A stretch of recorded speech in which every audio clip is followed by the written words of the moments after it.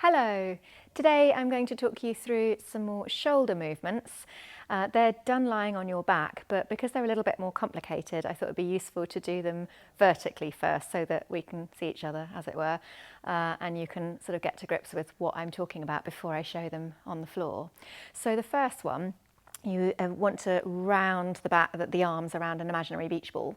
So you've got this lovely wide feeling across the chest, and all you're doing is opening out through the arms, broadening the shoulder blades, broadening the collarbones, broadening the elbows, and then drawing the arms back together again. So that one's fairly simple.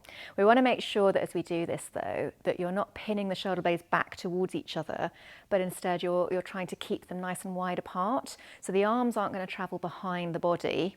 Remember, we'll be doing this on the floor in a moment, so the floor will be in the way. But instead, it should feel like your elbows are pulling apart, like someone's got hold of this arm, someone else has got hold of this arm, and you're just drawing those elbows apart as far as you can. And then once we've done that a few times, to get that sense of opening the chest, we're going to leave the arms out wide, and then we're going to go into some rotations of the arms. This is where it starts to get a little bit more fiddly. So essentially, when we turn the arms outwards in the shoulder sockets like this, that's called external rotation or lateral rotation. Normally when we're teaching Pilates, we just call it outward rotation, because that seems to be a little bit simpler to understand. And it means that we're spiraling the arms in this direction. The opposite direction, when we're rotating the arms inwards, we call that internal rotation or medial rotation or inward rotation. The idea is that these movements happen at the shoulder joint. So it's the arm bone rotating outwards and inwards within the shoulder socket. What we don't want to do is rotate through the whole upper back. So we want to keep the collarbones really wide and still, and at the back we want to keep the shoulder blades really wide and still. So essentially the shoulder girdle stays still and the arms rotate. So it looks a bit like this. It's a fork shape roughly through the arms, and you're spiraling them outwards and inwards without any change through the shoulder girdle.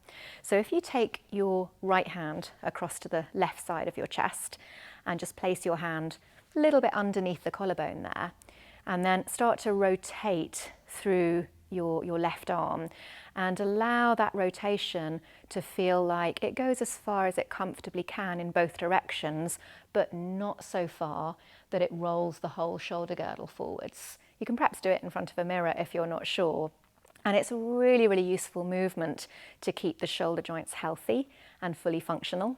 So it's useful to try it with one arm first so that you can use this spare hand to just sort of keep things nice and still, to monitor, if you like, that the collarbone isn't really going anywhere, isn't really changing. And then you can do that with the other side, so taking the left hand across and allowing your right arm to rotate outwards and inwards. So again, it might not go that far. I get to about here, and then if I were to go any further, I'd be cheating. I'd be rolling forwards through the shoulder. So I'm using my left hand just to check that everything stays quite still, just underneath the collarbone, remains wide, and that rotation happens within the shoulder socket.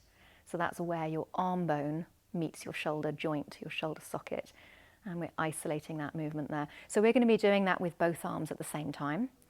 So you can just try that now if you want to with both arms at the same time. Remember, the idea is that your shoulder blades stay wide, your collarbones stay wide, and it's literally just the arm bones spiraling inwards and outwards within those sockets.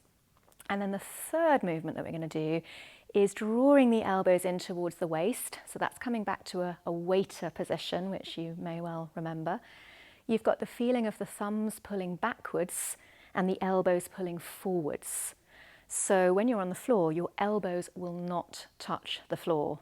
We want to feel from there that we can allow the arms to stretch round to the sides, lengthen up towards the ceiling. So we're reaching up in the vertical position now, of course, we're reaching up towards the ceiling, and then gently bending the elbows to come back down again into that waiter shape. And as I come into the waiter, I want to feel that lateral rotation, that external rotation, that outward rotation. So the elbows feel like they're pulling forwards and the thumbs feel like they're pulling back. So the movement goes from that waiter position essentially out to the sides and reaches all the way up to the ceiling. And then gently drawing it back in and drawing the elbows forwards to feel that you're getting into your rotator cuff and finding that outward rotation spiral through the upper arms. That's a bit difficult to explain once we're on our backs, but we're now going to bring that onto our backs so that we can put those movements together. So if you get yourself comfy on your back, and we'll start with that chest opener movement.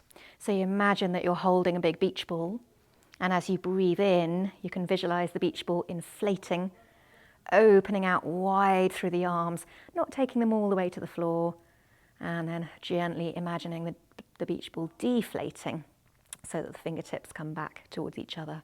So inhaling to widen across the chest, open out wide through the arms, exhaling to soften through the ribs and bring the arms back in around a normal sized beach ball. So do that one 3 or 4 times, maybe up to half a dozen times. And remember that you're tractioning the arms away from the body. So that means that you want to imagine your elbows being pulled away from each other, helping the shoulder blades to stay wide apart so the shoulder blades don't narrow, and enjoying that feeling of openness across the front of the chest. So let it flow with the breath, inhaling to open and exhaling to soften the rib cage and close the arms. We'll just go for one more. And this time as the arms open, we're going to leave them open. And again, keeping the elbows just off the floor. They're hovering just a few millimeters.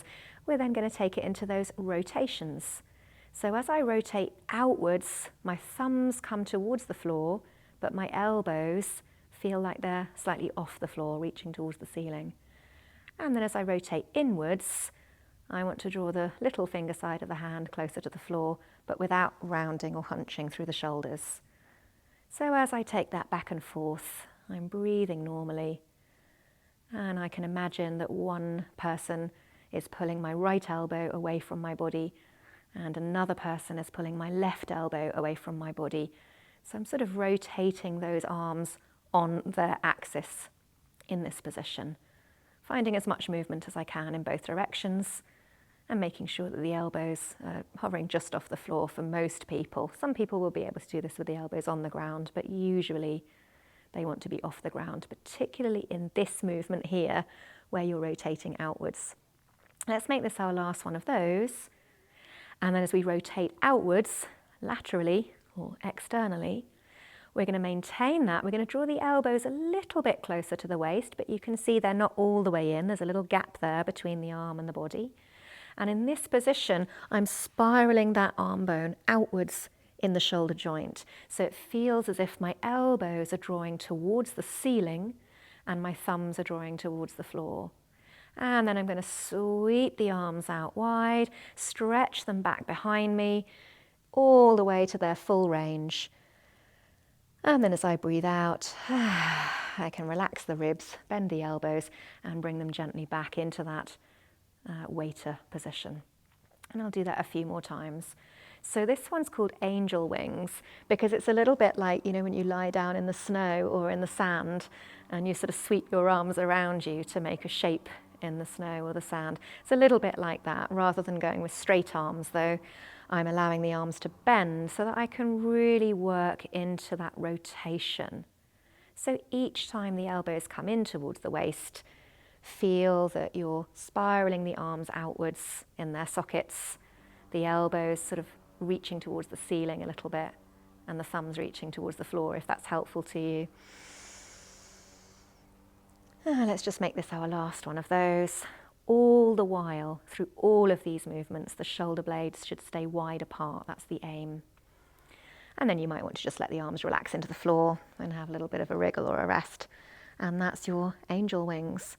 So those movements are designed to get the shoulder joints moving, to maximize our rotation in the shoulder joints. I hope that was useful.